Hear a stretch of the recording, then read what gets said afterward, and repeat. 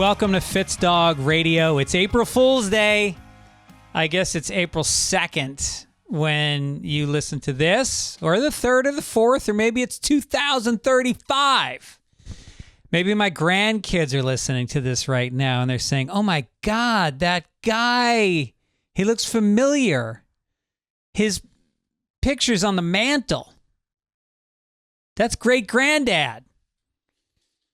I hope not. I got to say, this sounds really cynical, but the way the world is right now, I don't know that my kids should have kids. I don't, unless they're born with gills and flippers and a permanent SPF 50 sunscreen on their skin and are a good shot with an AK-47. I don't know. It's going to take a lot to survive in the year 2044. So I'm not talking about forced sterilization. I'm just saying perhaps wait it out. Anyway, happy April Fool's Day. I used to have I don't think I did one single trick today. The day's not over. When I was a kid, we used to do, that was our national holiday. St. Patrick's Day and April Fool's Day were our two big holidays. And we used to, there was a hose on the sink, you know, the pot hose you scrub down the pots with. And if you put a rubber band around the handle, as soon as you turn the sink on, it blasted you in the chest with water. And you kept putting it on, and eventually every member of the family got shot in the chest with water. And it never got unfunny. Saran wrap over the toilet seat, underneath the lid, you know, and then you would piss or shit, and and it would go on the saran wrap, and then you'd have to clean it up. That was the rule. You did it. You cleaned it up.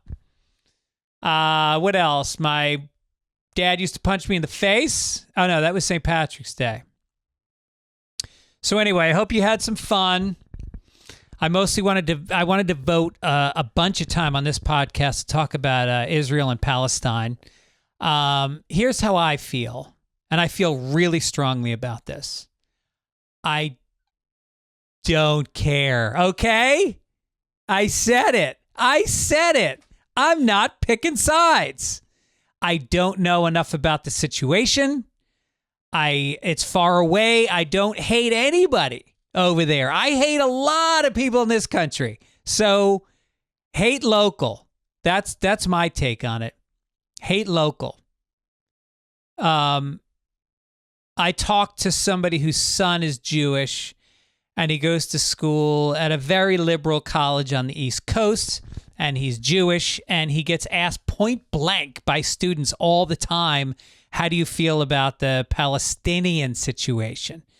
And he's sort of put on the spot, and it's like, I think when you're young, you're looking to pick fights politically, fights that you're not equipped for. I'm not saying don't discuss. I'm saying don't proselytize when you're fucking 19. And I'm tired of watching TikTok videos where there's a guy in his early 20s telling me what the Stoics said. What Marcus Aurelius or whoever said about how to live life. Let me tell you how to live life, you little fuck. Oh, I said fuck. Now I'm going to get flagged by the algorithm. Yeah, you know how little I care about that? I'm exhausted. I don't know if you can tell. The last few weeks have been just not... I mean, I'm not complaining. It's good when you're busy, but a little too busy. I taped 2 podcasts today, one with Kevin Pollak, one with Neil Brennan. Those will be coming out in the next few weeks. I am doing this intro. I did Childish podcast yesterday. I did Sunday Papers on Saturday. I directed a 1-hour special on Saturday. Zane Lamprey, I did his last special, and I did this one, and he did great, and we had a lot of fun. Great crew. Everybody pulled together. We set up a brewery from scratch and filmed it with 7 cameras, good lights, and it looked great.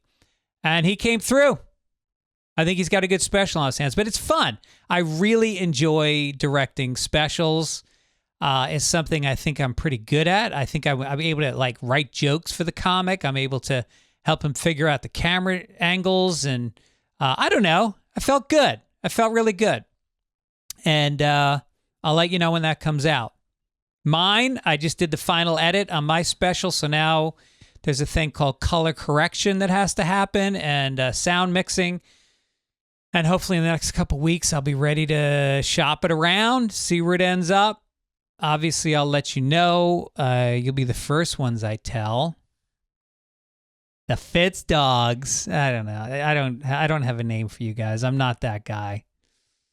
What else? Oh, I got a lot of traction this week. Joe Rogan was telling the story about me getting in a fight on stage at Stitch's Comedy Club many years ago.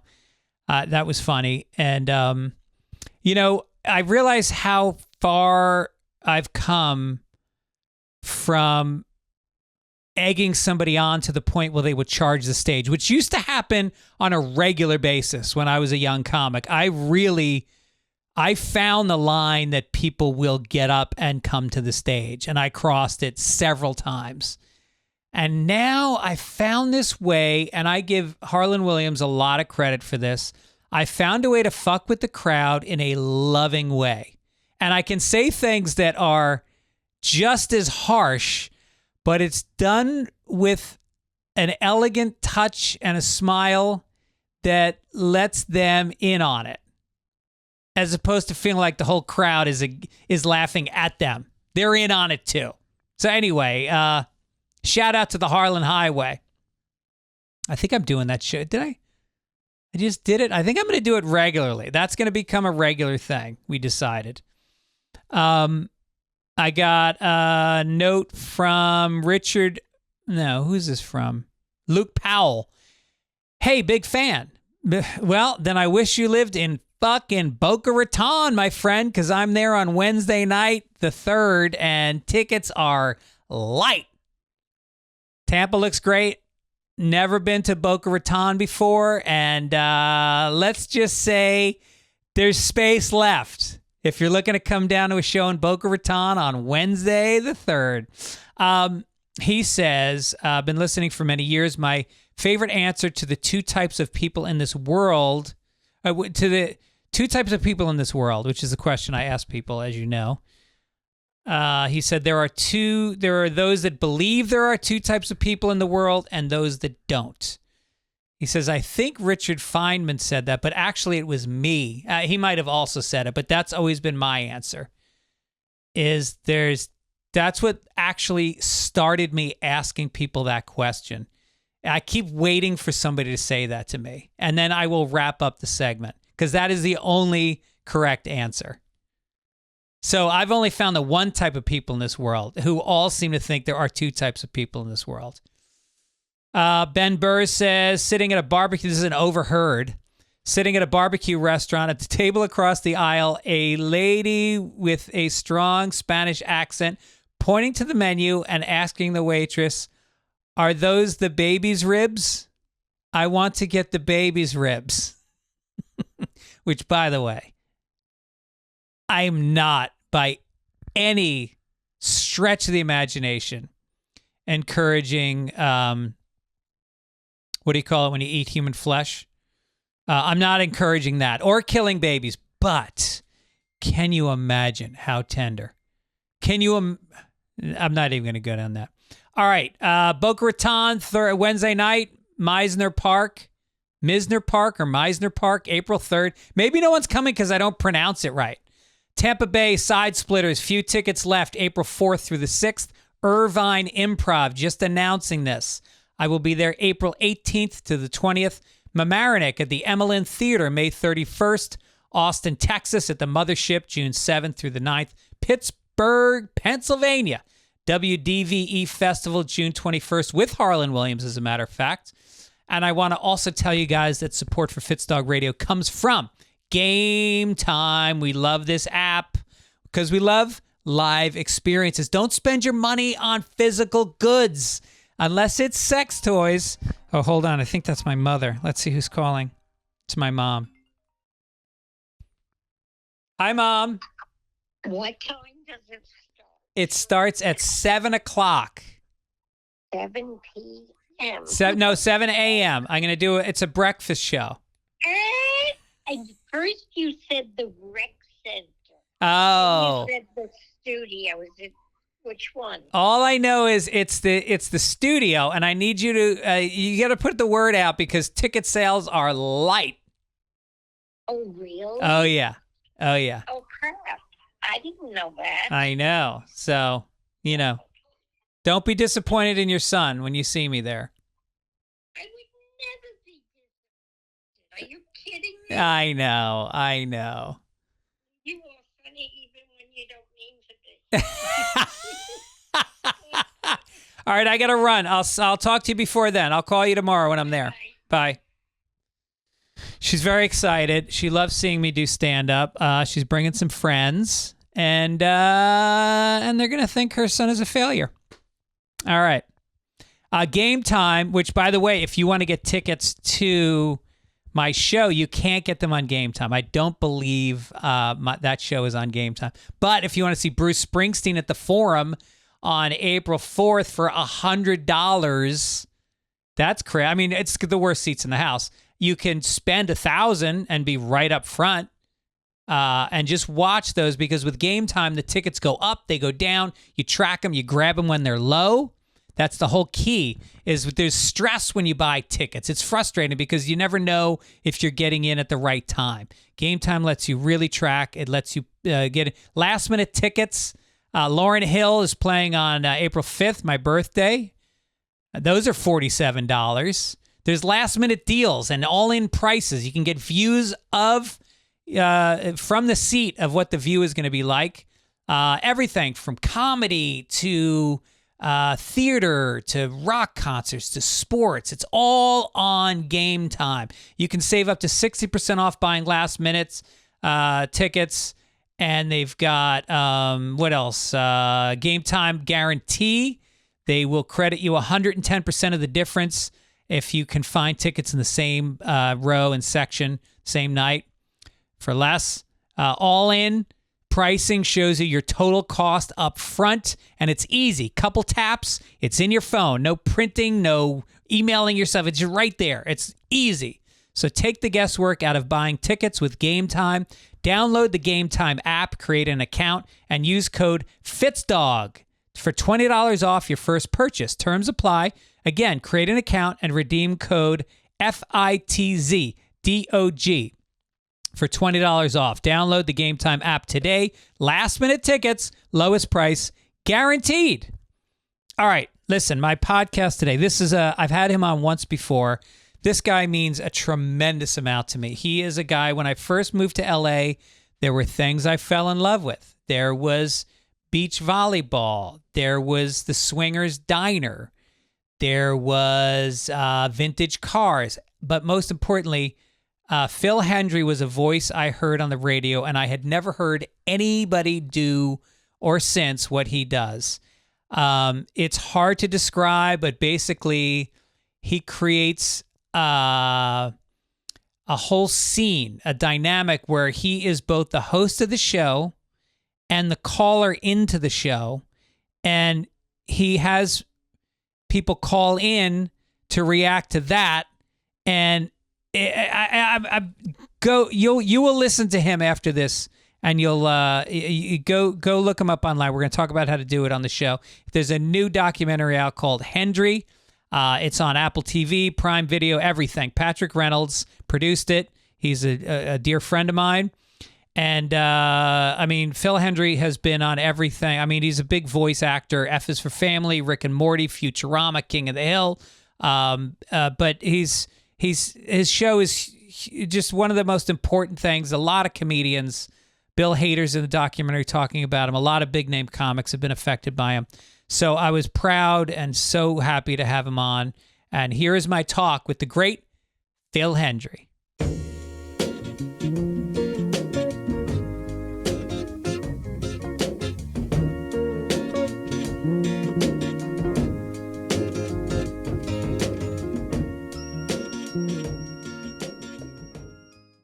Ladies and gentlemen, welcome to the studio. A gentleman who's been in many studios in his life.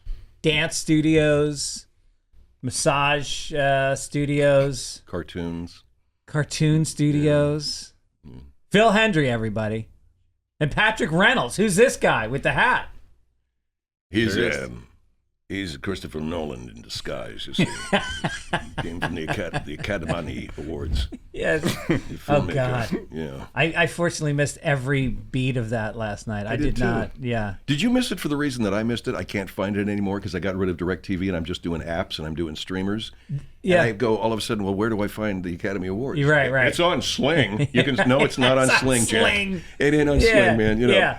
It's on Tubi. Nope, not there either, you know. Yeah, no, I was in a hotel room and the hotels now don't have grounded cable. They're using the same shitty Wi-Fi that YouTube we all TV use. Wi-Fi, and I couldn't get it. But I'm kind of over it. Hollywood congratulating after the slap. Yeah, I'm like, I don't know. I think, with all due respect to Mr. Smith, I love him as an actor, but I think it should have just closed down after that. Yeah, the whole thing needed to close down, man.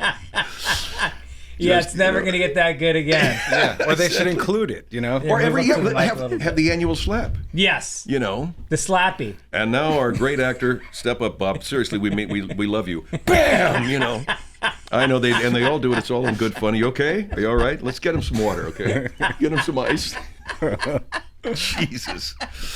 Yeah, it is amazing watching Hollywood congratulate itself. It's just like, how about the Jannies for the janitors or the teachies for the teachers? And I don't want to get in trouble. The Screen Actors Guild is a union. It's our union. Yeah. And they're supposed to kind of work on getting us jobs and this, that. Do we really need another award ceremony from SAG? Right. Now, the SAG Awards. For all of you guys that don't work, here's the 5 that do. And we'll keep giving them awards. I don't know, man. It's, I love my union, but that's what do they say? That's a bridge too far for me. Yeah. You know? Yeah. Anyway. So Phil is here. There's a documentary that Patrick produced, and you directed it, and Jordan Brady produced it. Yes. Yeah. Jordan Brady and Patrick is my office mate, or his office is 2 doors down from mine. You're still over at the Santa Monica Airport? Yes. Thanks for telling all of my listeners. I'm sorry. Where we Cut are. it out, please. No, I don't. I'm not there anymore. Oh. They kicked me out. They did. Excessive masturbation, they said. No, that's the one that they give. That's the excuse yes, they have. Yes. It's usually something else, not paying rent. But they'll always just slip in too much masturbation. And so we were there. 5 of those notices at my house, so I know what those are. I give them to myself sometimes. Masturbation. When I've got a script that I'm 9 words into after a week, I'm like, you need an excessive masturbation. Time out. Here's some handcuffs. Put them on behind your back. Type with your nose because you're not going to get anything done. So how much time do you spend putting together, like actual fingers on keyboard or pencil on paper, preparing for each episode of the show that you do? Not a lot, man. No. Because most of it is improv as I go. Right. But I would say every night it's about 3 good hours of trying to, listen to this and let's try that and let's try this. And then sometimes I go in there and I just improv the whole thing. So I'm stopping, going back, and I forget what we did. Sometimes I'll just go into character during the pre-show. And I go, that's a good character. Let's do that. Let's try that. Right. I life got so much simpler when I stopped trying to be topical. Right. What's in the news? Let's do that. Okay. There's a war in Afghanistan. Some stuff, it's much better to satirize what's happening in your immediate life. Also because your show is evergreen. It's timeless. And so... Hopefully. It is. You've got archives that you put out of, 7,000 shows or something? And I don't know how many shows it's been. It was like upwards of 55,000 hours, I think, of material, but our radio show was probably around 30,000 hours. And you were able to legally access all that? Yeah, thanks to Craig Kitchen, who said to me, no, actually, the guy that was managing me at the time, Doug Urbanski, says, get ownership of that. Yeah. I go, what, Doug? The stuff you did, get it now. Yeah. Don't stop, get it all, and then call me as soon as you do, okay? And then we'll make sure you have it. And Premiere and Clear Channel let me have it. That's not like them. Not anymore. Yeah. But back when they didn't think that stuff was worth anything. Right. See, there was a time when management and ownership in radio thought, well, it's all garbage. Yeah. They would record over your show. In fact, KFI, with all due respect, used to record over my show. The logger tape would record over because they needed the tape. They didn't want to replace the tape. So here's all these hours of Phil Hendrie getting recorded over because they need the logger tape. Not that I'm a genius, but I mean, fact is, you got stuff that people honor from television back in the 50s, but what do we have from radio except whatever some guy squirreled away himself, you know? Well, my father, I think I told you this last time you came on, and which was a lot of years ago, so you It probably was don't about remember. 13, I think. Was it Yeah, 13? yeah. So you were You had a early partner on. then. Yeah, Mike Gibbons. Mike. Yeah. Yeah. And I told you that my father was in radio my whole life in New York. He was a big New York guy. And luckily, somebody saved what they call the skims. So they used to call them in New York on radio. And the skims were just basically, they had cassette tapes of every show. Okay. And his old producer, who's this woman who, I do stand-up. So I was in Columbus, Ohio. And this woman comes out and she comes in the audience. And after the show, she goes, "I was your father's producer all those years." No and kidding. immediately I remembered her. Wow. And she hands me this big box. And she brought filled it with her. cassette Yeah. tapes of my dad. And he used to have, remember Mayor Ed Koch in New I do. York? So Ed Koch used to come on he used to call into my dad's show every day before he went to work. Wow. What was And your dad's air name? Bob Fitzsimmons. He was on WNEW. Okay. And so it was like Gene Clavin. I know that name. Yeah. all Clavin the- and Finch? Clavin and Fitch. Yeah, that was yeah. my dad's first job, as he was a PA on Clavin and Fitch. No kidding. And Awesome. then he moved up, and so Koch would call in because Koch was much more right wing than my dad. My dad was a bleeding heart liberal. Yeah. And they would just go at it. But back in the days where you could go at it, and it was fun, and it was funny, and it was even productive sometimes. That's right. So I had all these tapes, which I listened to because my dad died young. He was only like 52. Oh, man, sorry. And thanks, I'm just getting over it. And Well, I thought I'd go ahead and give the obligatory serious note, what's and Greg just fucks with it right away. Well, what's the cutoff? What's the cutoff on What I'm is the sorry? cutoff? Yeah, I never. You always say it? Nefertiti died. I'm sorry. Were you distantly related? Yeah, You know that Benjamin Franklin is dead. Sorry to hear that. I am sorry to hear that. Well, I am sorry, yeah, myself. Really? And some people you'll never be sorry to hear. No. We won't mention names. Yeah. No, you could Yeah, still. what is the cutoff? It's a great question. Well, it's a quotient because it's not just the time; it's the relevance the of the significance person. and the relevance of the person. Yeah, and you're also thinking, did you like? Sometimes I have somebody go like, "Yeah, my mother-in-law died," and you got to quickly go, "Did he hate that comment?" Yeah. I'm sorry to hear that. I didn't give a shit. Oh, okay, thank you. You're welcome. Glad to hear that. Yeah. Glad to hear that. That's a good way to, yeah. And my father died. Oh, great. That's nice. So you got a little inheritance Yeah. coming. That's the other weird thing is my mother has put me in charge of her inheritance, which is not a big inheritance, but I'm the executor of the will. Mm-hmm. And now, like, I know I'm getting a chunk of this money. She's 82, and now all of a sudden she's like, "Yeah, I'm buying this for your sister." I'm like, "Well, no, I'm buying it for my sister." Yeah, it's officially my money now. Yeah. Oh, man. So anyway, my point is, it was such a gift to be able to go back and listen to. Do you have kids? I don't. You don't No, have kids. No. Well, No. your listeners will get to listen to it. Your It's true, listeners are yeah. like your children, aren't they? They're like my torturers. They're like my yeah. They're like my listeners are like a herd of bees. Sometimes they bring honey and sometimes they sting. You walk away from your listeners just covered in welts. Just go, what happened? A little bit of honey in the corner of your mouth, Yeah. and mostly I'd be things. stunned and shocked if the stuff that I've done and that's on tape and is now archived. And I guess we're taking this material more seriously these days. It'd be great for it to last and for it to. Would be the nice thing would be before I die to sell it to somebody and go, "Here, just take it." Yeah. And they would buy it, and then they do anything they want with it. And I probably regret that, but at the same time, probably not. You'd have a bunch of money. I'd have a bunch of money. So. Yeah, get the money. Yeah. I mean, all these rock stars are doing it. Like Bon Jovi, who's already got 200 million, is going, "I need another 100 million." They sell songs. Like I think Bon Jovi sold "Living on a Prayer" to the NFL. Oh, he did. Yeah, Oh, that's wow. their theme music. And then Graham Nash put his kids through college with Our House, sold that. That's what I heard anyway. You know what the crazy one was? Somebody sold, or the Allman Brothers sold their catalog, and then No. Geico did a commercial. I'm not making this up. Super Bowl commercial of a dude riding a motorcycle through the mountains Jessica?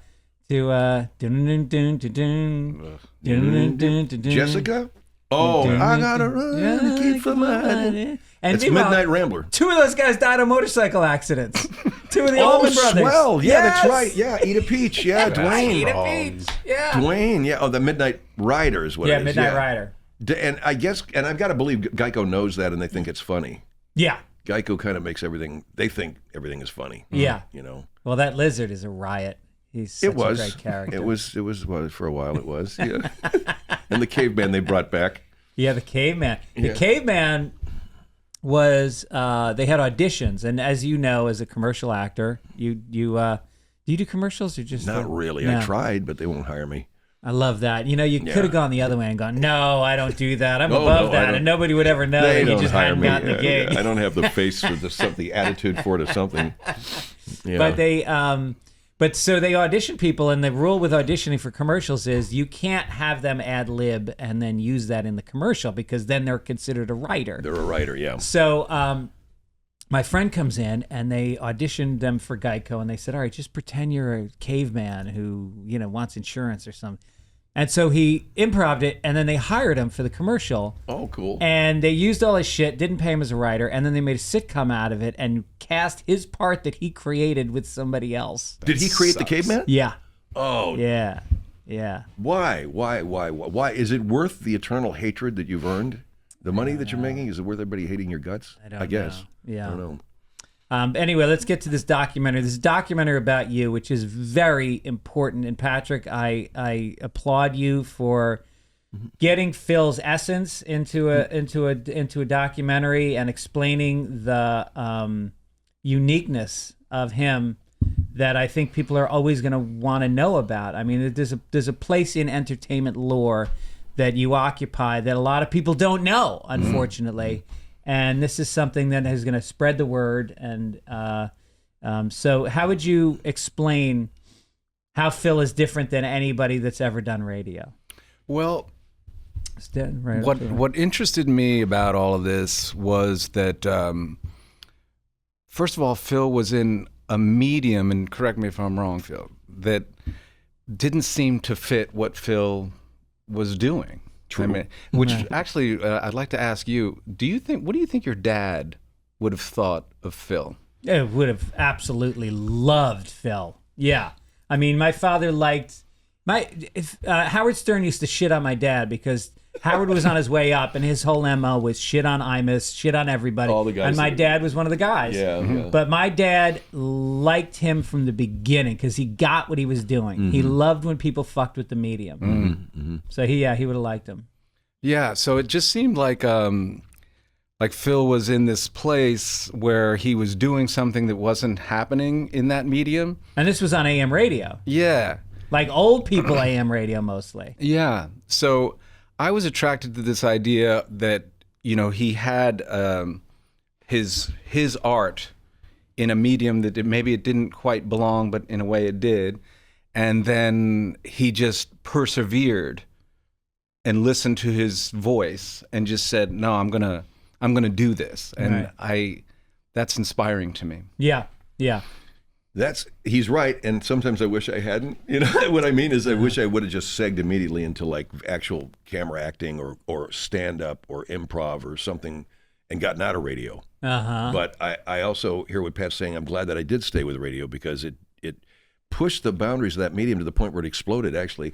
People say, you killed talk radio, and I think in a way I kind of did. Yeah. Because I showed it for what it was, just a lot of horse shit. Right. And the guy's going, and now we have Mary. Mary, what do you think? Well, and you're a wonderful man, Bill. Thank you. I just think the president should be assassinated. And and these assholes are talking seriously, and they're taking everything serious. So I didn't just decide. I hated it so much that it just came out. You know how it is. Yeah. Just stuff pours out of you, man. When you're, and that's what happened. But you were deconstructing almost like the playbook for the Republicans, which is repeat, repeat, repeat. Yeah. So you'll have somebody on who's a flat earther, and you'll have callers call in and go, well, factually, no. This, like, I think you had somebody on who was talking about he doesn't understand why it rains. Yeah. And we don't yet know, Phil. You know that, right? And so to go to what Pat's saying, It was this world of absurdity that radio had not yet dealt with. Yeah. You know, there's comedy in radio, there's humor in radio, and even a guy like Howard, who is one of the greatest absurdists of all time, will show you this is where I work, man. And beyond that, we all know this is very funny, but we never really copped to it. So, and please don't compare me to Andy Kaufman because I think he's genius. But like Kaufman, we never really copped to it. We just went ahead. So the guy goes, "And how long have you been flying?" "I've been flying for 30 years." And but it's scary for every pilot. It scares you to death. You're like, well, why is that? We don't really know yet why the plane flies. We know lift, and we know it's kind of bullshit. So if you make the guy sound serious enough, people will respond. This guy, he believes that. Give me the phone. Yeah. Right? Or the guy can say, there are pilots who don't know how we fly. You know. Of course I know. I know. But I fly with, probably every week I fly with 5-6 guys who have no idea how the plane works. You know?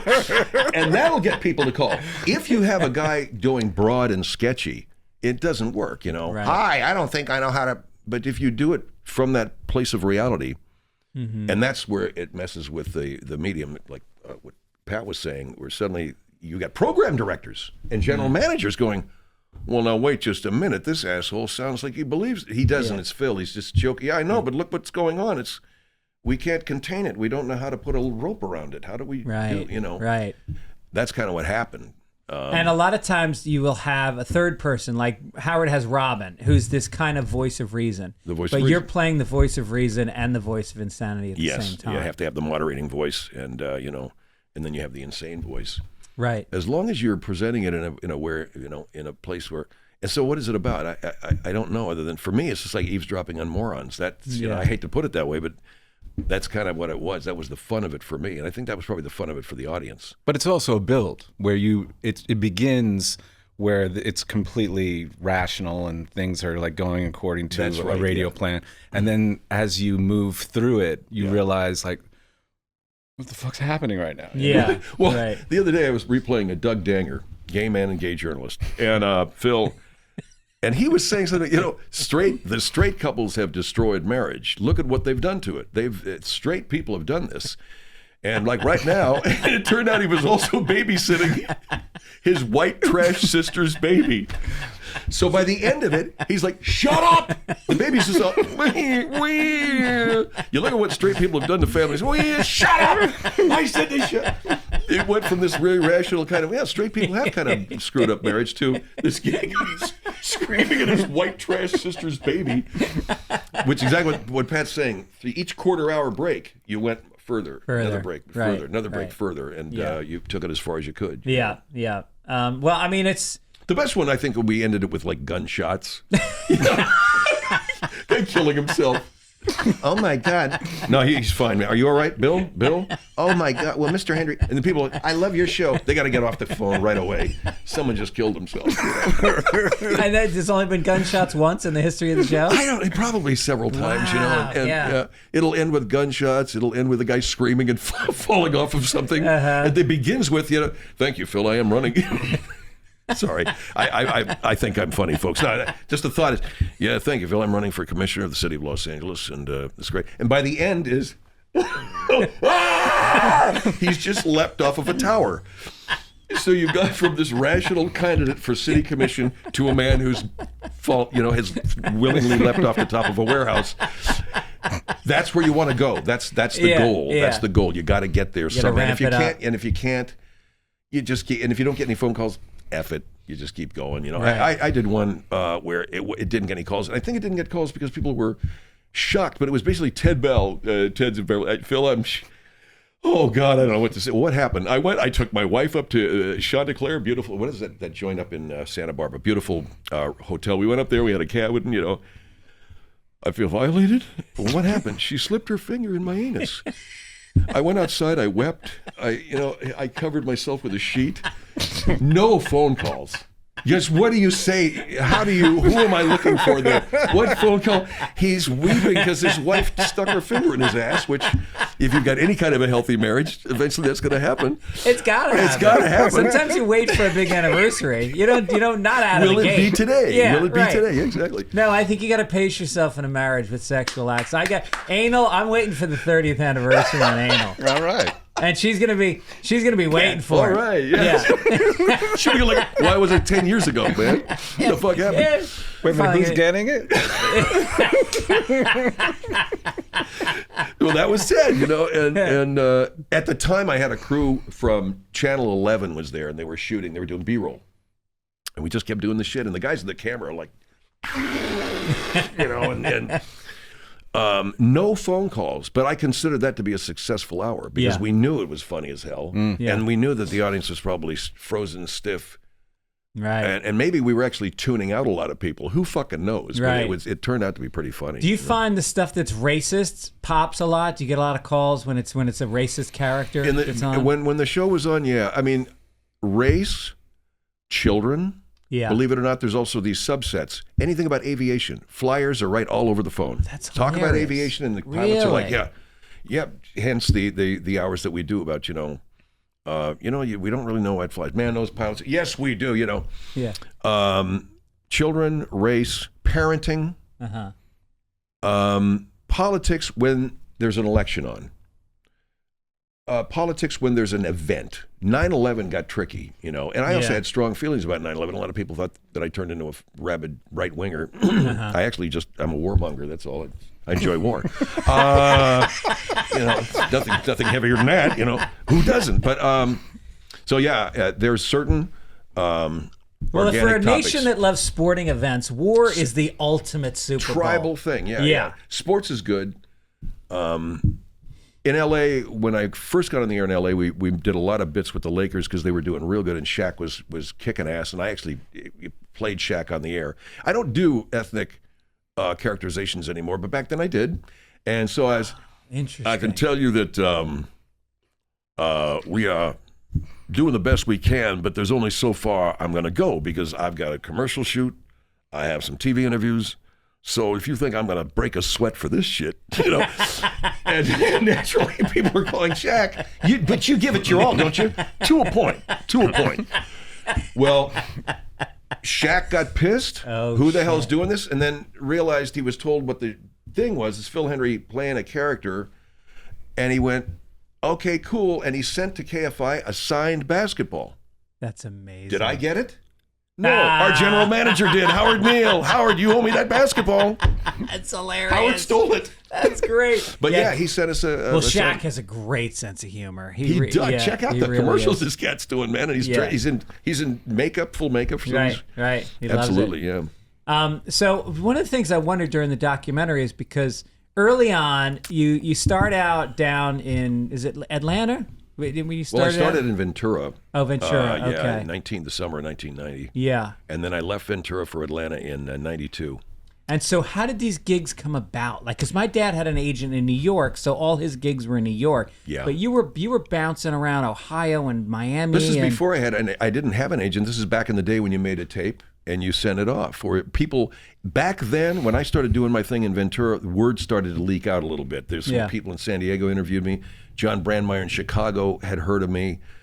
And when I finally got to Atlanta, I think Jim Ashbury had called me, who was the program director at WSB.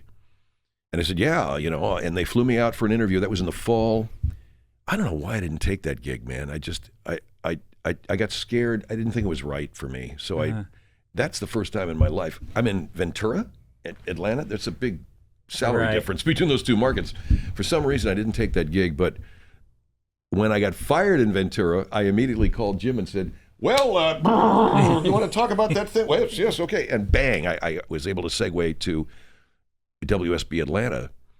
And then when I was in Atlanta, and I was pissing off that radio station, although the market, Atlanta is an extremely conservative market socially. Everybody's in their Sunday best. Everyone in the Sunday best. But that's because, politically very liberal. But you're skewing, I mean, you talk about this in the documentary, is that you're mostly playing on old people radio stations where they're used to, you know, a Lawrence Welk kind of show going on, and then all of a sudden you show up. There's your caller base, but the listeners get younger and younger. You know, Okay. the callers are still I don't understand. I don't know why. WBSA, what is it? WSB. Okay. And so I'm there, and I get fired again. Yeah. I remember the GM there would walk by. Every time you have a GM that walks by the studio glass and is staring in, you know you got a real asshole. And we had one there in Atlanta. I get fired again. Well, Jim Ashbury had gone to Minneapolis to WCCO, the guy that hired me in Atlanta. He heard about me getting fired. He calls me again. He says, Phil, I got a thing for you here in Minneapolis, which I know a little bit about the South.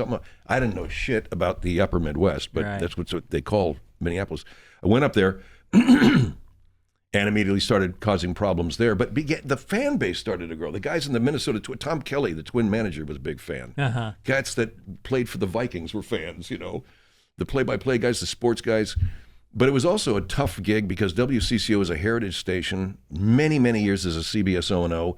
And I never had this happen before, but a lot of people on air would badmouth me to advertise. No. I never had anybody do that before in my life. Really? We had 2 or 3 people on air that went to my advertisers and said, this guy's psycho, don't advertise. And then one day, and I'm being very serious, I don't want to laugh, but who's the guy?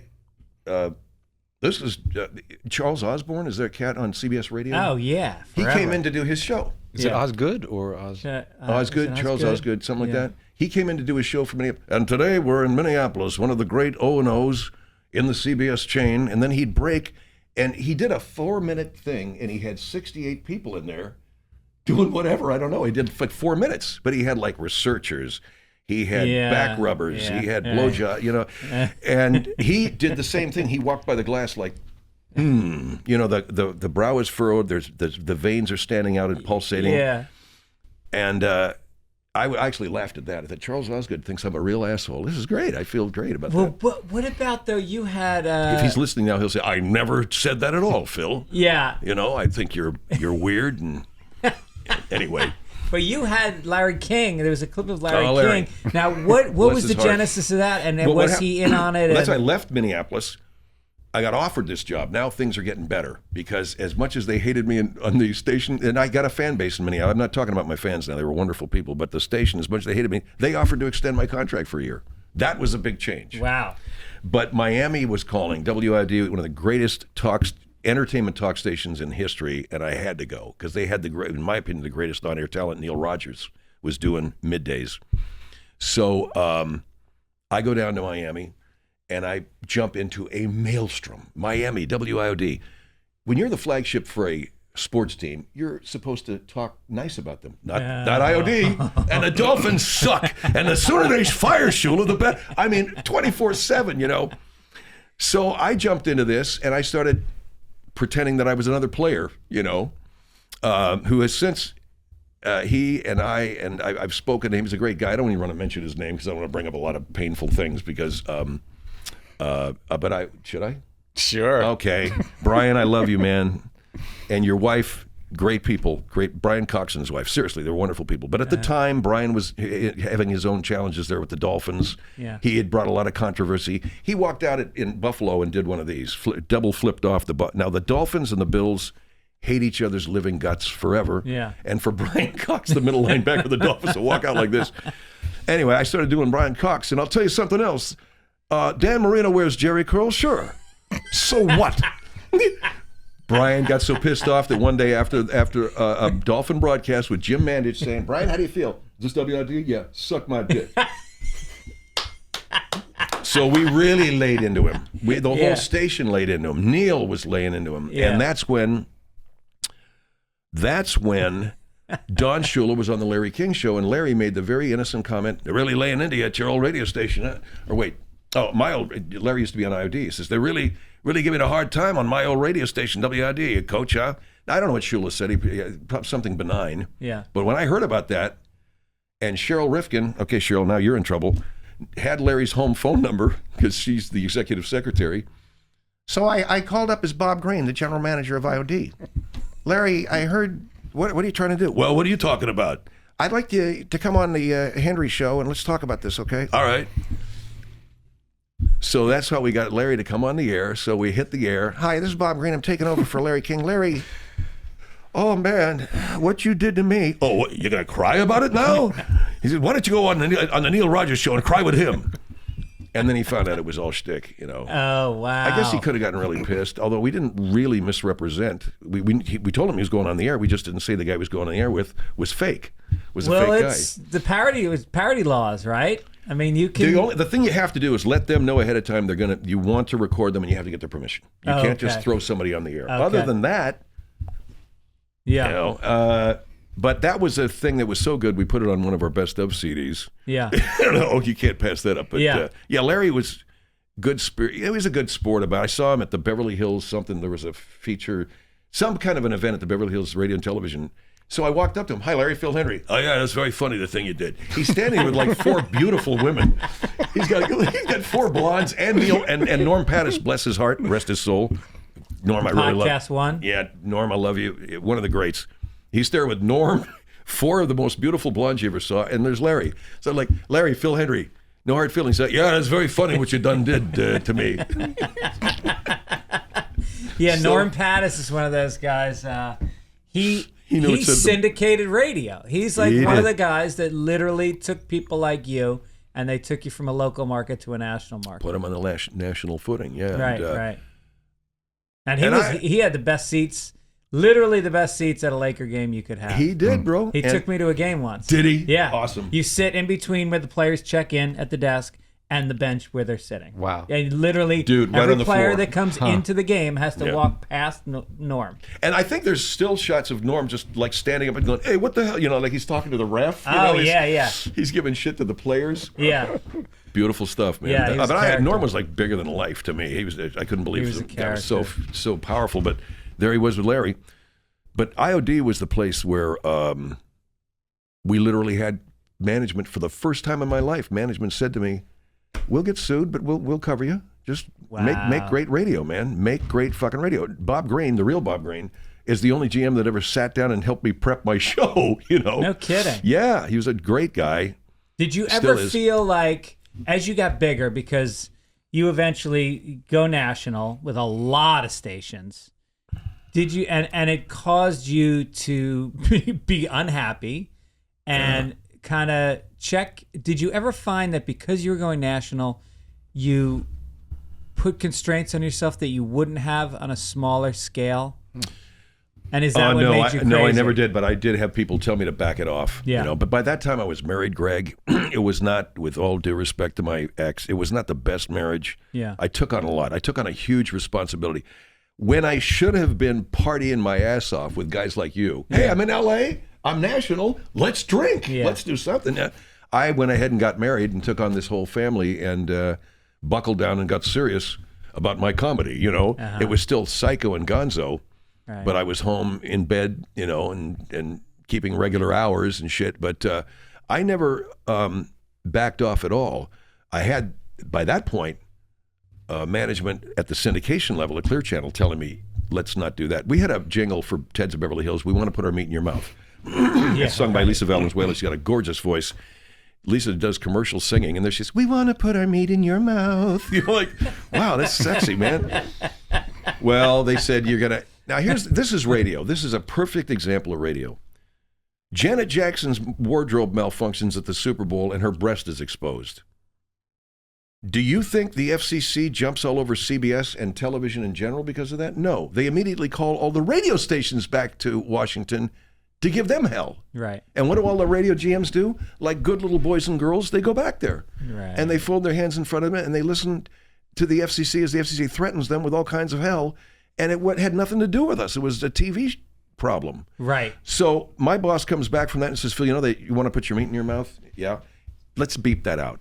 Okay, we don't want to, again, okay, we want to put our meat in your mouth. Most people would beep out the meat. We beeped out mouth.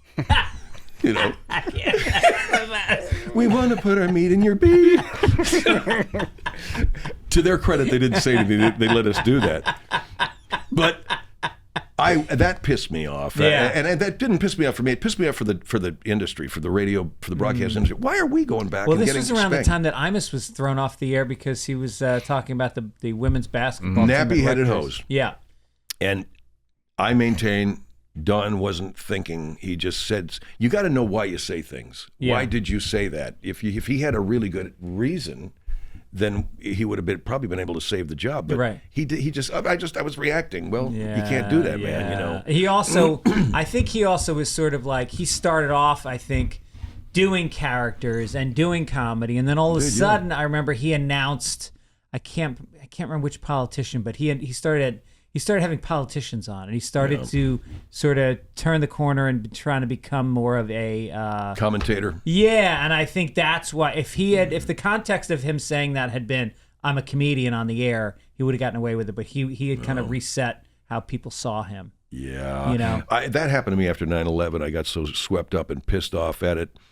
I remember that. If I had it to do over again, I would have just backed away the way everybody did and just let the comedy take over. It eventually did. We got a lot of great bits out of 9/11. I'm sorry, but we did. You know, like putting the names of the hijackers on the memorial. You know, from that, and it just went downhill from there, man. You know. It just and Ted Bell. You know, Phil, I got to tell you something. When the World Trade Center Memorial, and God rest their souls, the people that I'd love to. You think I get the Ted Bell Steakhouse thing there? Just we want to put the meat in the mouth, and then we say, and we're very sorry that they died. And if you do it seriously enough, people are gonna. But that was such a big thing and I was so pissed off that I sort of let it. But still in all, we still have fans today who just remember the show and don't really remember. So you didn't days, put that in documentary, Patrick? I didn't, because I just didn't think that was really the essence of what was happening. Right. You know, like I was just... Really wasn't. It was me aberrantly dealing with a very aberrant time. I mean, good God, 3,000 people incinerated in front of your very eyes. Yeah. And I don't know how do you be funny about that? Well, eventually we did find our way back to the comedy. But I was so depressed about that, I was wondering, would we ever be funny again? Right. I mean, I'm looking at David Letterman crying on the air. Yeah. And, you guys remember. You guys remember, don't you? You're going to let me drift out here on my own? You remember, don't you? I remember the one guy who kind of nailed it about 2 weeks after 9/11, when comedy clubs were just opening up again. Yeah. I see Louis C.K. at the Comedy Cellar, and he goes on and he goes, they say you can, what was it? They say you can mark your humanity by how long it took you to masturbate again after 9/11. He goes, I jerked off in between the first and second towers. That's beautiful, man. That's the kind. I would never know how to do that. I wouldn't know. That kind of does a great joke. So what is, like, I think it's interesting because when I think of satire, and I think of people, who really went for it and said something, I don't know how much you think about that you're saying something, because you do pure satire. Yeah. SNL tries to call itself satire. It's fucking parody at best. Yeah. There's no teeth. There's nothing being said. No. How much are you Somebody said that Saturday Night Live also comedy washes a lot of people. I think they were talking about, Nikki Haley. Oh, right. I mean, there's a certain set of people with a certain political point of view. When she came out, they said, they're comedy washing a real nasty ass person, something like that. Yeah, it's what Fallon did with Trump when he played with his hair. He comedy washed him. Yeah. But so where is your head at when you're thinking about being a satirist? Do you have an agenda, or are you only looking for what's funny? I'm looking for what's funny now. When I was on the radio, I was looking for what was funny but would also get press. Right. Would get people to react, because that's kind of what your job was in those days, I suppose I could be thinking the same way now, but there's so many podcasts and there's so much material out there. Somebody being acerbically, crazily pointed politically, even if it's great satire, I think is going to get, at best, people maybe digging it, your fan base. Most people kind of like, everybody's looking for a laugh now, man. Right. They want to find, the things have gotten so crazy that I think it's good to be consistently known as a funny guy now. Back then on the radio, you were looking to make a splash because there was a million guys beating your brains out up and down the dial, and you're trying to figure out, what can I do? The Brian Cox thing was a perfect example of that. I know what I can do here. It's going to piss people off. Same thing with Shaq. We did a bunch of, when I was on in L.A., I know that there were times when we tried to yank people, Sean Penn, people like that. But mostly what got the reactions was just the good, funny material. You know, when you'd hit it out of the park with something. You know. Yeah. I suddenly realized, well, that's what you got to work at, man. So the show got really easy to do. I shouldn't say easy to do. The show got easier to do about 2-3 years into my time in LA when I finally, and this is a process that began in Ventura in 1990. It took me about 15 years to finally figure out how this went in a ABC thing. Get the organic material, get to the joke as fast as you can, make it as relatable and believable as you can, make sure the character is absurd, and go, man. Right. And the hardest part that we got down was, what should the material be? And just as I said to you, pilots. We'd look around and say, let's do a parent thing today. Let's do a pilot thing today. Right. Let's do something having to do with kids. Let's do something having to do with pets. You know. Right. You know right away what's going to get people to react. Yeah. And did you have many people on? Like, did you ever have, like, fool somebody into coming on? Like, have you seen the Eric Andre show? I haven't, no. Oh, dude, you would fucking love it. He does to late night comedy what you were doing to talk radio. He gets real celebrities to come on? He gets real celebrities who have no idea what the fuck's going on. Oh, dude. They walk into the studio, and it was on I forget what network it was on. And first of all, the heat was at about 93. So all the guests are sweating. And they come on, and the house band are a bunch of Mexican guys that are playing classical music. And then they sit down, and then Eric will suddenly get upset at his producer, and he'll throw something at the producer, and it'll hit him in the head, and the producer will bleed, and he'll run off.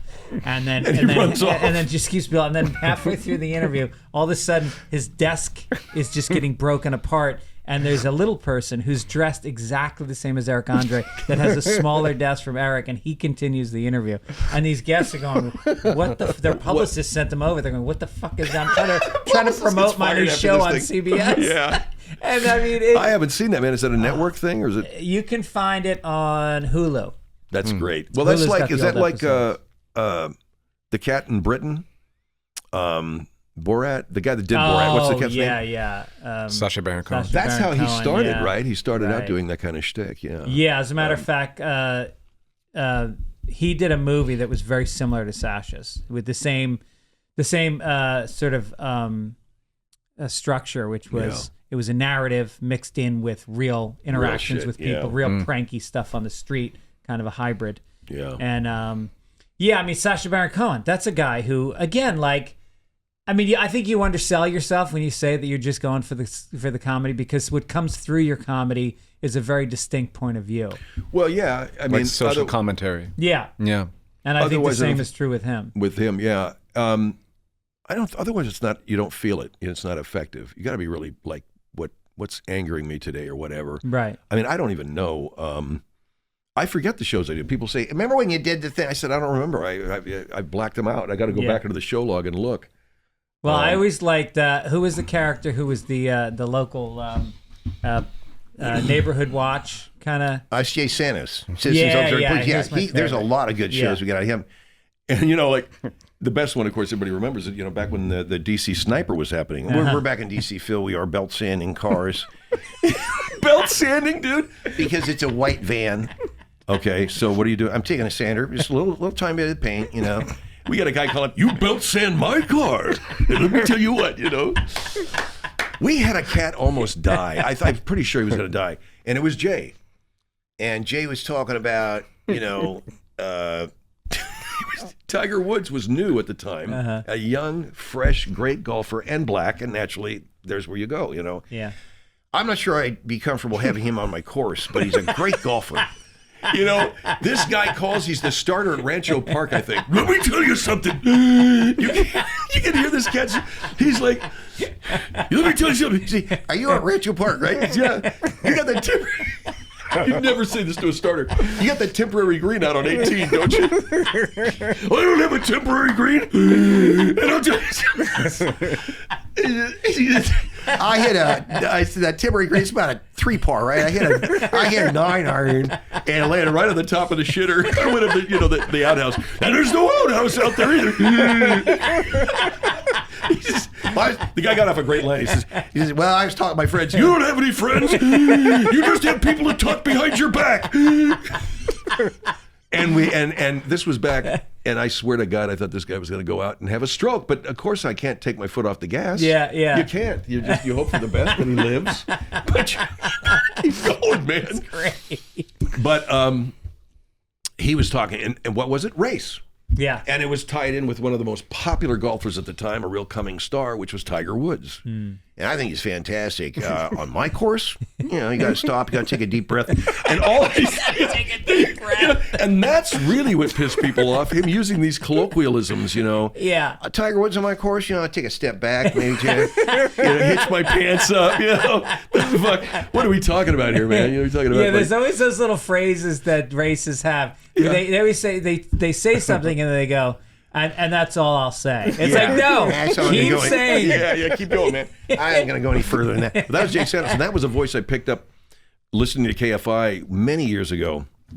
I was still a disc jockey in LA, but I turned the radio on one day, and there was a guy from Pennsylvania. We all know this is a Baltimore accent, but I think this guy's saying, and I'll tell you something right now, that these people, I said, that's a great voice. Who is that guy, And I lifted that and gave it to Jay, there's no better voice for a wannabe cop, a wannabe authoritarian than some dumb Baltimore accent. Right. Yeah, I'll tell you something else. I hitch my pants up. I go, I pull my shoes on one sock at a time, on one shoe.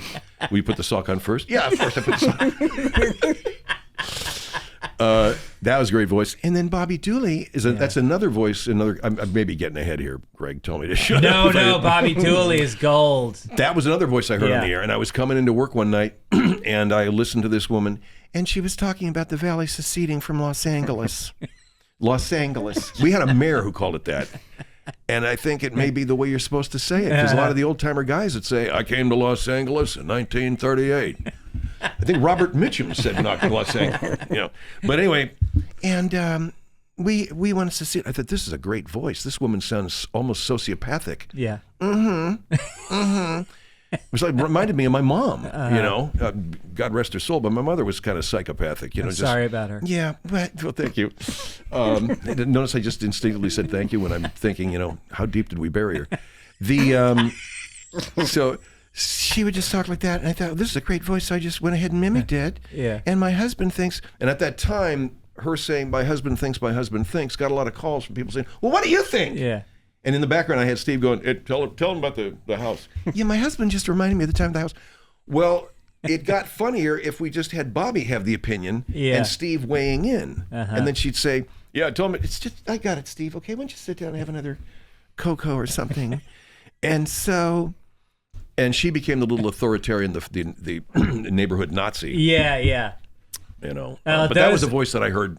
I think those are my favorite of everything you've she's a done. great character, There was just something about, was it somebody adopted Vietnamese kids or something in the neighborhood, and she was upset about it? They have the little Vietnamese.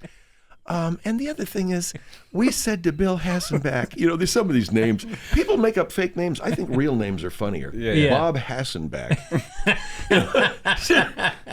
They had a daughter. And it was unfortunate. She's not the best looking girl. So when they said, you know what, we want to have another one, I said, really? Do you really? And so I think she was collecting door to door for a vasectomy for the guy or something, And Bobby is everybody's favorite asshole. She's and we actually did a TV pilot for NBC with her. No Laurie shit. Metcalf played Bobby Dooley. We changed the name to Teddy Duff. Yeah, Laurie was knocked it out of the park. Wow. She got the character right away, had on the real tight. In fact, Laurie played a version of that character in a movie called Leaving Las Vegas, if you ever saw that flick. Yeah. She played the landlady that kicks Elizabeth Shue's character out of her apartment. Okay. The tight pants, the 2-inch heels, clicking along. Come on, Charlie. I said, God damn, that's Bobby Dooley. Yeah. So she did. She played Bobby Dooley, knocked it out of the park in this pilot. And Laurie went so far in makeup as to have the makeup lady lift one part of her mouth up for a bad facelift. Yeah, she was like, hi, how are you? Holy Jesus, that's scary. Great. Yeah. And then what was you did a pilot with Judd Apatow. Oh, well, that was Judd. That wasn't mine. That was Judd's that I got hired to be the father, Jason Segel's dad. What a cast on that show. Who else did they have in that? They had one of the, they had Jake. Gyllenhaal? Not Jake Gyllenhaal. His father's a great director. Directed Oh God. Jason Segel? No, man. Directed Grand Canyon, the yuppie movie. God damn it. I'll remember. Welcome to Three Old Guys on a Podcast. Okay, we're gonna cut all this out, right? Just go ahead and cut all this out so we don't sound like a bunch of assholes, you know. So what made you... Jake. Ah, fuck, I was just... Oh, Jake. man. You took a running start. Where's my phone? James No, Franco? man, I'll get it. I got it. Amy Now. Talk Poehler to was in Patrick it? while you look it It's up. driving me nuts now. So Kevin Hart was in it? How did you first? I mean, so I'm assuming the genesis of this is you were a fan of Phil's, and then what happened from there? How did this become a reality? So I was Kasdan and his son Jake. Yeah, Lawrence Kasdan. Jake Kasdan was in that pilot. And Colin Hanks was in that pilot. Wow. And, Jason Segel was in that thing. Kevin Hart. And Kevin Hart. And at the table read, Amy all I know Poehler. is this is my very first table read as an actor, as a theatrical actor in my entire life. I was so honored to be in this movie. Robin Peterson played my wife. She was this hot-ass chick that was supposed to be my age. I think she was like 10 years younger than me. And at the table read, I hear this cat just riffing at the end of the table. I'm going, God, I wish I had... They're going to scream at him. They're going to shut him down, right? No, he's just riffing. Yeah. That guy's funnier than hell. Yeah. And it was with Judd Reinhold. Oh, yeah. It was Kevin Hart Wow. doing all this crazy ass riffing. And I said, God damn, that's great. That's man. amazing. Yeah, that was called North Hollywood. So that Was January Jones in it too? I don't know. I think she was. Yeah. Yeah. I wouldn't know. I didn't pay attention. I just showed up and went, "Hi, I'm Phil." Yeah. And they went, "Oh, you stand there and be funny." Yeah. But it was one thing about Judd is he let me improv. I love any director that lets you do that because That's how he does it. yeah, man, I love that. You know, I had played a character in This Is 40 where I get to kick Paul Rudd's ass Yes, of course. for about 5 seconds. Yeah. You know, but Yeah, I wrote on a TV show for him for a few years called Crashing, and everything was just like, it was so frustrating as a writer because you sit in the writer's room for change 4 everything. months. Yeah, Yeah. you write for 4 months and you rewrite and you rewrite. And you're crafting. Now let's change of to the, and like, oh, and then they go on Becomes- script and they're like, falls fuck, apart. and it's just not even there. oh Jesus! And then man. I would go to New York. We'd write it here and then go to New York and shoot it. And then you'd stand. And two of the writers would go to New York, me and another guy, to do punch up. And it was just like, I just ate croissants and drank coffee and watched. I shouldn't say it. It's a different kind of writing, isn't it? What Yeah, if you it just is. showed up with a document sort of that had the basic form? Yeah. You didn't have to write lines per se. Right. Yeah, well, I think that's what Curb Your Enthusiasm is. I think that yeah. he comes up with an outline, and then the characters are just told, all right, start here, get there. And get there. and Yeah. figure it yeah. out. Yeah. Wait, so go back. I'm curious about how this happened. So before I ever thought about making any kind of a film or anything, I was in music school, and I would drive down here for gigs, and I heard, I think the one I heard was this guy talking to the president of the Frank Sinatra fan club, and he would go around tasing anybody that would sing "My Way" at a karaoke bar, and Because what, a copyright violation or something? no, because nobody should have the right to sing it. audacity to sing "My Way" except Frank, man. It's fucking Frank. And Taste them. and then people were calling in like, are you crazy? And then he would engage them and say, what are you talking about? Like, what, did you ever do anything your way?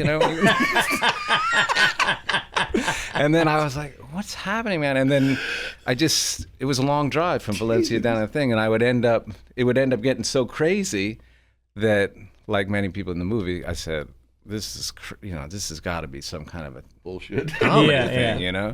And then I started to talk to people, and then they were like, oh yeah, that's Phil Hendrie, man. That's like, now you're in the club, Yeah. Right. And that was just, to me, was super interesting that there was these two factions going on. One is the people that know nothing about this. In on and out of. Yeah, like you're in on this inside joke, and I just never heard of anything like that. Yeah.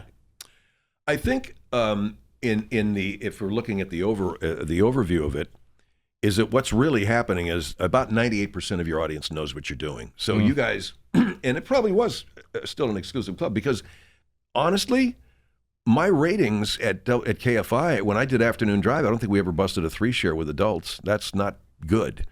And you say, well, why is that? I think it was the environment we were in. If you're on a straight talk station and then you drop this satirist into Afternoon Drive, what the fuck? People are like, what? There's going to be a lot of people. It's like going to buy a Mercedes, and there's a guy that's got a really cool Volkswagen that he's selling. And you go, yeah, that's a bitchin' Volkswagen. I came here to get a Mercedes. You know? Right. I think it's kind of the same thing.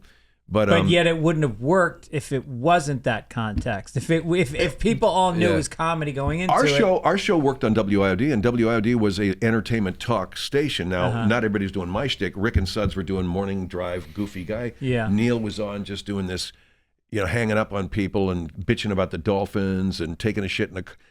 This was an hour for Neil. I was driving to work this morning, and I know a lot of this is happening, so don't tell you. I thought I was going to fart, and a little bit leaked out, so I had to turn around and change my underwear. That was Neil. So, and then we had sports talk. So, but our show on WIOD got just enough of those callers to call in. You know? So we did one this is a Miami thing. Margaret Gray, she's, I think there's at least one part of South Florida where we should allow these people to land their boats. And you're talking about the people that are coming in from Haiti and Jamaica. Yes, there's a stretch of Bal Harbor.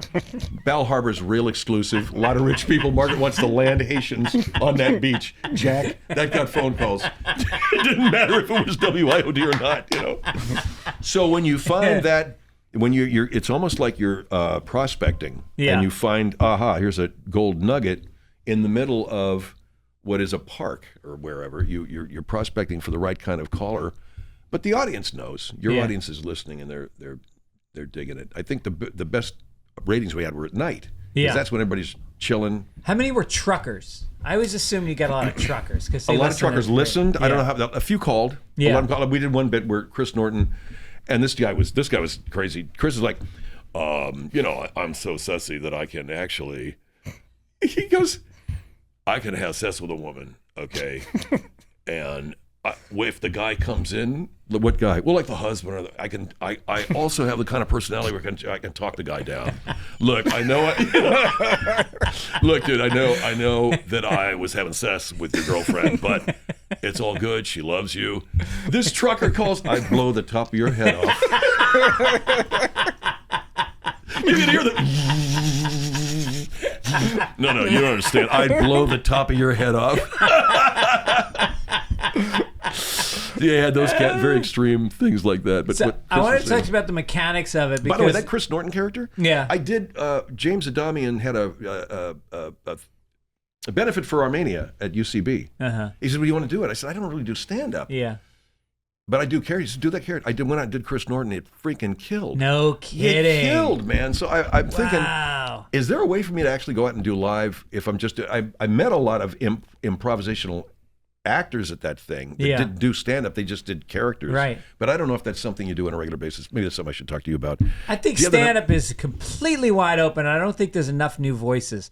I think there's so many straight monologists. And I don't mean straight meaning like not gay. I just mean they stand up at the mic and they talk and they are not doing anything to expand or push the boundaries of what the medium is. And I think somebody like you coming into it is exactly what stand-up needs right now. Well, just you're like, my name's Chris Norton. I'm here to get funny for a new movie that I have. A lot of you probably, I'm an adult film actor. I'm very sassy. I have a strong sex drive.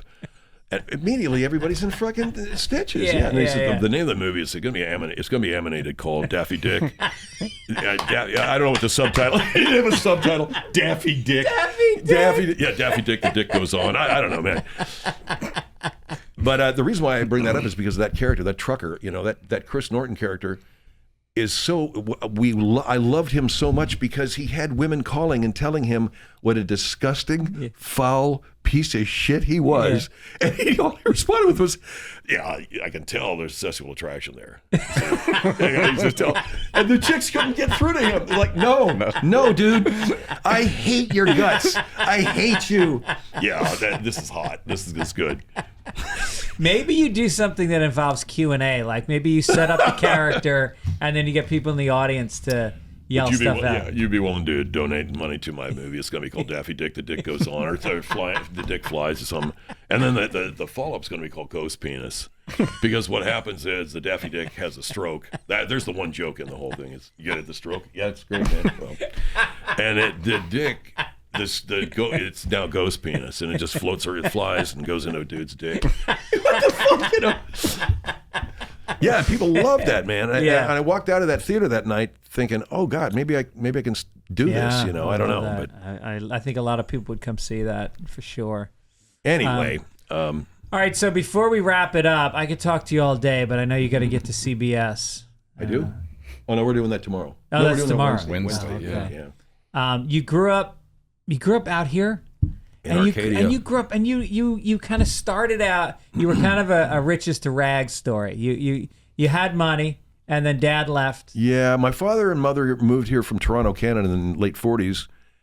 My dad worked his ass off. He worked at a gas station and was selling insurance, that kind of shit. Yeah.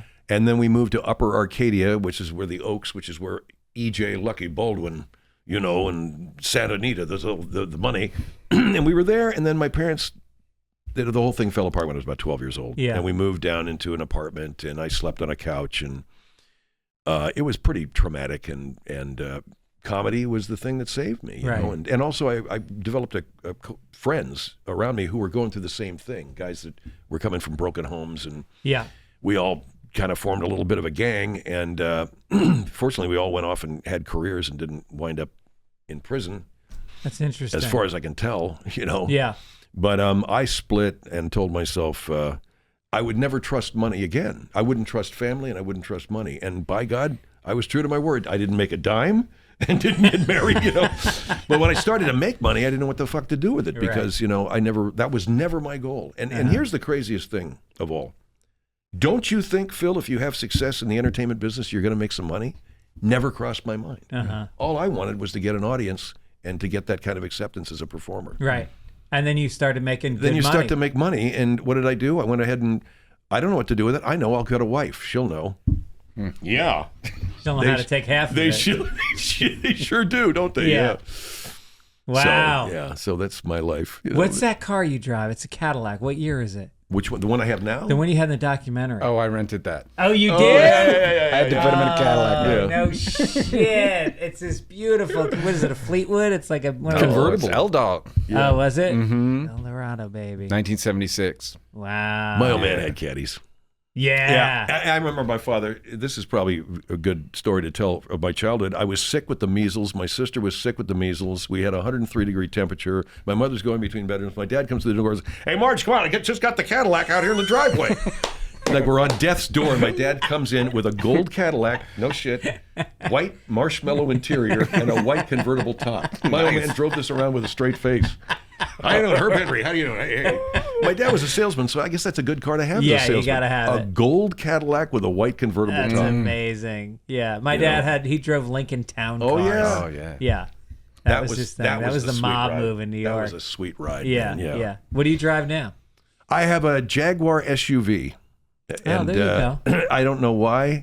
It was $500 less than I did have a Land Rover. I got rid of I had a Jaguar sedan, which was like $1,200 a month or some crap to lease it. And I like to lease. Yeah. You know, people go, "Why do you lease?" Because it's a brand new car every 3 years. I don't know. I guess I shouldn't. But now I have an SUV, and the license number is it's. What's your address, Phil? That's I do. And so you got to have some kind of a ride that is impressive on some level, but I don't know. Yes, if you're still dating. If you're in LA, I think you kind of have your car speaks a lot about you. I drive a 2011 Toyota Prius, and the fender's being held together with a paper clip, and it's rusted. And it works. Accident. It works. But I don't feel that's you. Is that you? For you, man. I want a Mustang. Oh yeah. I just want to because the best thing is I've wanted a Mustang since I was a teen. I had a '69 Bel Air, but I really wanted a Mustang. Yeah. And the thing now is you can get that same beautiful Mustang without the rotting fucking body interior. You interior, can get a new Mustang that looks like the old one. So I think that's what I'm going to do. Yeah, I just got a gig where I got a bunch of money. and I think I'm going to do it. Well, how much is it, man? I mean, are we over 100 grand for I would those buy things? one No. that was 2 years old. Are they and restored? You can get it for about 30 grand. Oh, yeah. No, I'm talking about like a 2020, 2019. Okay, it's not like a You restored. can get it for like 30 grand, a GT. Sweet. Yeah, 8 cylinders. Yeah. Fucking, Why not? Why not? Man? Fuck. 14 miles to the 58. gallon. Live a little, man. Yeah. Everybody's driving a Tesla now, and I hate looking at them. I don't want to look at them, and I don't hate want to them. drive one because it's like, I don't want to live in Mad Max where I'm constantly looking for fuel.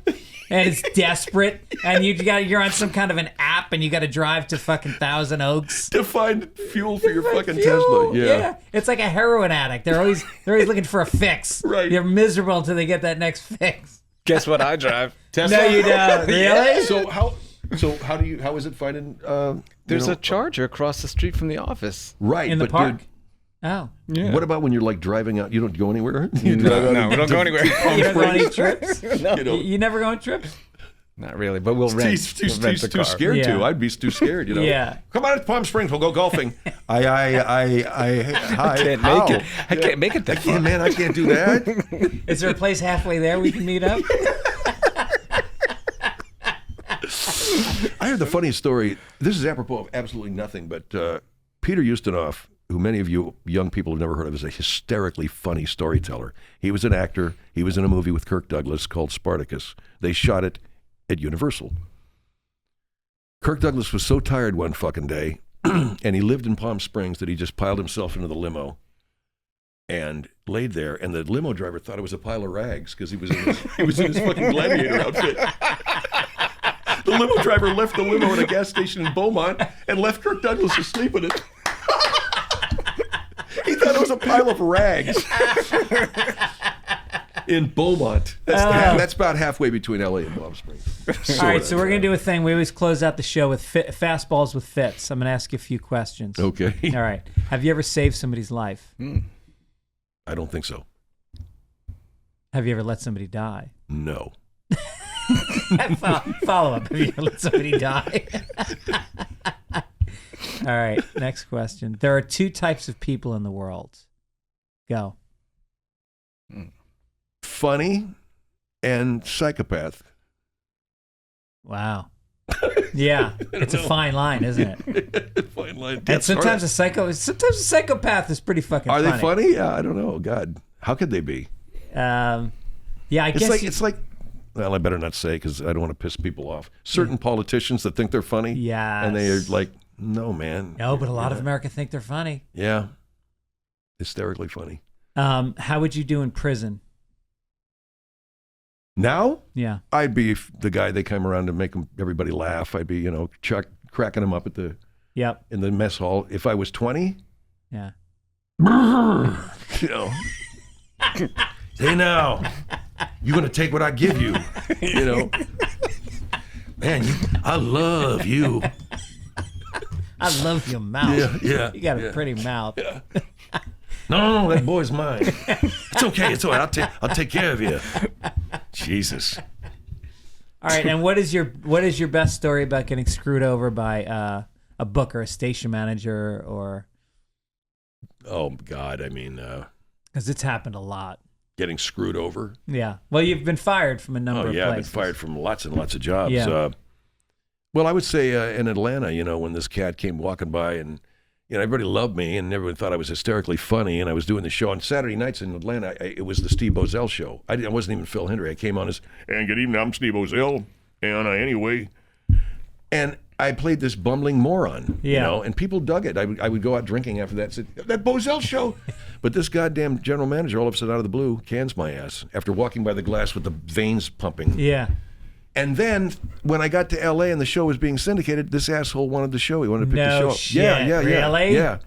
And I just said to my agent, the great guy named David Katz, I said, do what you think we should do, but I hate this guy, man, But that's a tough thing about this business is, like you said with the guy that left Atlanta and then went to Minneapolis, like you have your sponsors in this business. You have people that, and you kind of had, there's X number of people that are doing that job as station managers. Yeah. And you kind of got to stay on everybody's good side, even when you fucking hate them. You do, man, and that's that was a long lesson for me to learn, Yeah. which was to be humble to tell people in a very nice way, stay the fuck out of my show, please. I mean, I would say, look, I know what I'm doing, you know, but you had to do it in a nice way. You don't do it in an arrogant way because people want to sit there and air check you. Right. And you say, I don't really do air check meetings. If you don't like my show, it's okay. You don't have to hire me. You can fire me if you want to, but I'm not going to sit and listen to you give me a fucking air check meeting. Yeah, you know? right. So most people reacted pretty well to that. Yeah. But there were the old school guys that want to, well, in the first hour, do you really think your audience can relate to someone who talks like they're from Baltimore and wants to go in and smell your wife's briefs because she's... I'm laughing about, yeah, I think they do think that's funny. You really do, huh? Yeah. Oh, boy. The fuck, man, you know. All right, well, listen, the documentary is called Hendry. It is available on Apple TV, Prime Video, everywhere you can stream. And I want to, I sounds like a men's room, thank anywhere you Patrick can and stream. Jordan for making this movie. I mean, and they're selling it now, and if it goes big, they're going to make all the money, and I'll just... Oh, man. Maybe we should talk about this some other time. No, I know. Frankly, the point being, yeah, you're right. No, but I'm grateful to them. I really am. And I see it as a feature. I can imagine somebody seeing this and going like, this needs to be made into a movie. well, that's where I come in. No, I'm kidding.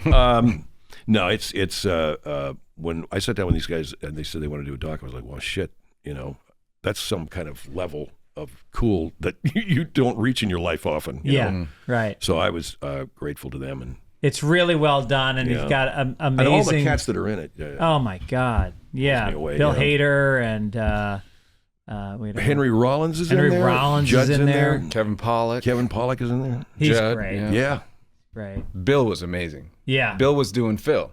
Yeah. You know, like Right, those right, characters, which right. was just fantastic. And he was so nice too, man.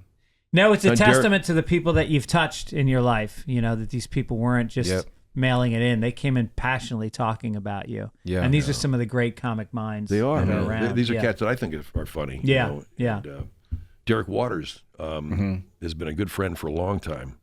Got me drunk. Oh yeah. Times, yeah, and paid me.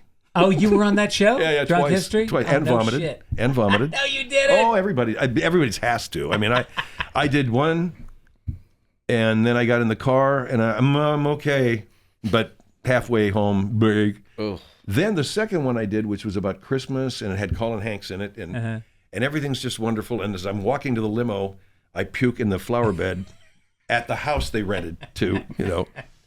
So So you really are a method actor. You go all the way. yeah, you know, how did he do that show, man? After a while, he says, you're going to have a physical. You have to be, we got to sign you off 85 different medical things before they'll even let you do the show. Yeah. They had a nurse on site. It must have been it must have got too expensive to do or something. Yeah. Oh, that's hilarious. Yeah. All right, it's an important documentary. You're gonna laugh. You're gonna get it, and then you're gonna go check out Phil's body of work. What's We're the at best? philhendrieshow.com, man. You can Okay. go over there and check us out. Yeah. That's where all of our archives are sitting. 60,000 hours right now. It's kind of scary. I'm not exactly sure how you migrate all that material, what I'm going to do with it, but Right. You'll There it go is. in. You'll go Yeah, in, check it and out. you won't come out. You'll keep listening. Yeah. All right. Thank you so much, Patrick, for being here. Thank Yeah, you, man. man. Great to see you, Yes, Phil. likewise. It's an honor to have you back. great to see you again, Greg. Thanks for doing Yeah. this. Thank you, man. All right. Did you get my message, by the way, when I was calling in from the Yeah, traffic jam? yeah. Okay, good. About my last radio station. About the. Well, yeah, but I called you from the traffic jam. Oh, I didn't Yeah. get it. Yeah. No, No, I you think didn't? my Okay. phone is off. Well, But but Greg's old site was in Hollywood, right? Yeah, And there was barbed wire around it. it was in a bad neighborhood. Oh, yeah, barbed Yeah. wire and a machine gun sitting on top of the thing. And just, And you know who used to share it with me? Aerosmith used to rehearse there. Did they Yeah, really? Okay. yeah. Steven Tyler would come in and take a piss in because the bathroom was in our studio, and he'd come in and take a piss. Piss in the studio. And then I came in one time, and there was only like 2 spots for the whole fucking studio. So I pulled into a spot, and then the guy who owned the place says to me, "You can't park there." I go, "What do you mean?" I go, I used to do a show on Howard Stern's channel for 10 years. Oh, yeah. And so I go, I'm on the air. You know me, I'm always fucking late. I go, I'm on the air in literally 2 minutes. We're live. And he goes, "You can't park here." And I just went, "I'm parking Sorry, here." I'm parking And I here. just walk in, Right. and he's walking next to me, yelling at me. Bah, bah, bah, bah, bah, bah. And then finally, I got to the studio, and then I go, "Look, man, I got to do the show." And he said, and he goes, "Fuck you." And I don't know what it is about someone saying "fuck you" to me. It's not a but good thing. Fucking light switch goes on. Yeah. And I turned around and I took a swing at him. Yeah. And my buddy Mike Gibbons, who was on last time, he's a big guy. He got in between us, and I'm swinging, and they're going like Irish and rage. my logo, my theme song is playing inside, and I'm being held down. I'm swinging at the station manager. And then I went in and I had to, and they The told station me. manager? That's who this cat Well, was? he owned the studio. Oh, for sure. He Oh, owned the whole God. studio. Did you get a piece of him? Did you connect? It's all on camera because they had a security camera and it was flying. I didn't hit him, but like you could see my arm getting stopped in mid swing, and it went all around the Stern Network. Everybody, that's beautiful. Everybody saw the Yeah, film. I think "fuck you" is a bridge too far. Too much. It's a Too bridge much. too far. Yeah. It's a trigger word. All right. Thanks again. Thank you, Thank Greg. you. God bless Love you, man. America. Thank you, bro.